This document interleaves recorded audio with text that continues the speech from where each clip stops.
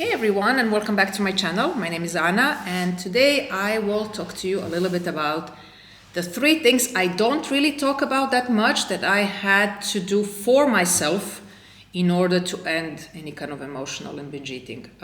For those of you who don't know, I have been in that cycle of wanting to restrict myself like for a very long time, and then I would binge, and then I just, stayed in there for a very long time.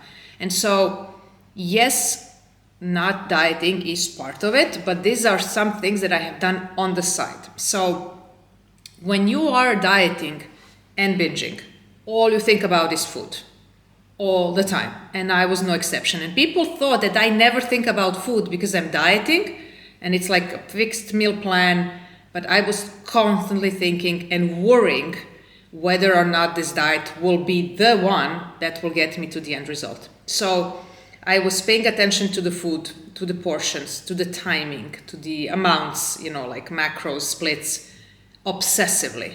Caloric intake, fiber intake, how much protein. Like it was just too much of food thoughts. Same time, when I was binging, again, you think only about food. Like what you want to eat, when you're going to buy it, how you're going to eat it, how you're going to make excuses why you're eating and you're not, with your family or whatever. And so I thought that one way to stop this cycle is to actually use my brain for something else other than thinking about food. The amount of energy that I have spent thinking about food and researching about food and analyzing food was becoming borderline obsessive. So I really pushed myself into an understanding that I'm going deeper and deeper into a problem by being so obsessed and using all my brain power for food. I started having more hobbies, going out, reading books, watching movies, listening to podcasts, doing everything and anything possible during my recovery that had nothing to do with food. On top of that, because I was not allowed, to diet, because dieting would lead to binge eating, I was just very open to try different things and then to see what will happen with my body, because I just didn't want the food to be the number one thought I have in the morning and the number one thought that I have at night in terms of what I've done and how much I have eaten and so on and so forth. So it's a mental exercise when you have to snap out of the thoughts that keep coming up all over again about food and calories and amounts and whether it's a good food or a bad food. It's just like go away and occupy yourself and your brain with other thoughts, whatever it is, even if you have to force yourself a little bit in the beginning, because this is a habit, just do it. Number 2, I deleted all my apps. I had so many apps about, of course, my fitness pal. I had apps about my workouts. I deleted all of it. And the reason why is because I felt, again, that it's not information for me, it's an obsession. I was not using the calories I have eaten or the calories I have burned as an information. Okay, when you eat like this, you behave like that. Or when you eat like this, your weight stays the same. No, I was using it as a form of reward or punishment. So you punish yourself if you have eaten more by exercising more because you need to burn off their calories. Or if you have been good, you have an option to even be more good by eating less and let's see what's going to happen. Or you say, okay, I can reward myself now with food because I have been good for a couple of days and I have ticked off all my exercises.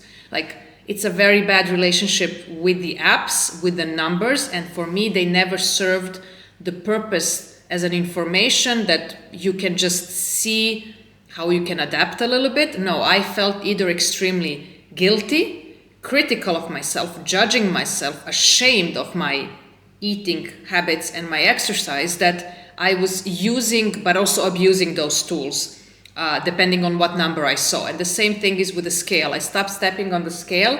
I don't step on the scale because I'm not chasing weight loss. Why would I step on the scale? I know my body well enough. I wear clothes.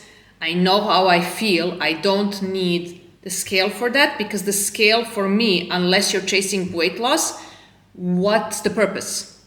Like, what is the actual purpose? For me, it was only weight loss. It was not like, let me see if I'm the same. No. It was, did I gain? Did I lose?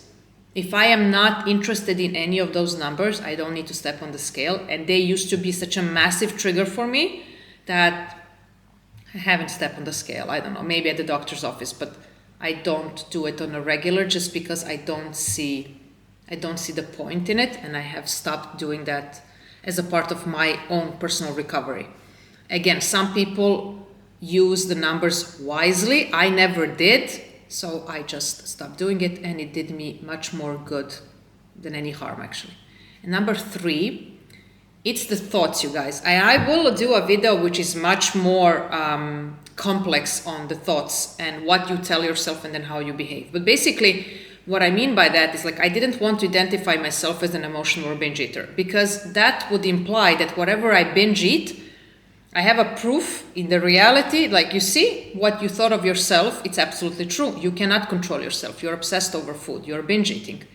I was trying to reframe my thoughts into something like, you're not an emotional eater, you just have unmet needs. Okay? You're not an emotional eater, you just are not processing your emotions, or you don't know how to self-regulate your emotions, or you are used to using food. You haven't found a coping mechanism yet. That sounds so much better for my brain, knowing there is nothing wrong with me, that I understand that binge eating is it's a symptom of unmet needs, unresolved emotions, my lack of coping mechanisms, that I have never learned how to deal with difficult emotions, or my lack of knowledge how to regulate my emotions. Okay, that's something that I had to learn, and I didn't want to bash myself for not being able to know that, and that I was using food to cope.